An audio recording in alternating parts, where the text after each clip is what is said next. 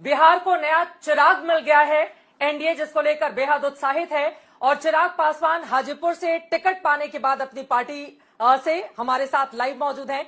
चिराग पासवान जी, बहुत स्वागत है आपका आज तक पर। Thank you Chitra ji. तो चाचा और भतीजा आमने सामने होंगे हाजीपुर में।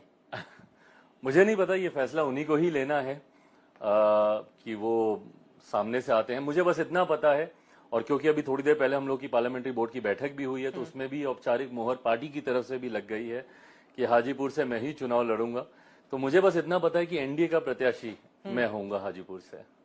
चाचा सामने रहेंगे तो मुकाबला कितना कड़ा और बड़ा रहेगा? मैं चित्रा जी नहीं घबराता किसी चुनौतियों से, और पिछले 2.5-3 साल मैंने चुनौतियों का सामना करते हुए ही मैं यहाँ तक आया हूँ। अगर मैं उनसे डरता घबराता तो शायद मैं यहाँ तक आता ही नहीं।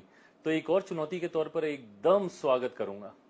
मैंने कहा बिहार को नया चिराग मिल गया है, वो इसीलिए क्योंकि पिछले 3 सालों में हमने एक नए चिराग पासवान को देखा है बिहार के भीतर, जिसने खूब संघर्ष किया और आखिरकार आपकी जीत हुई।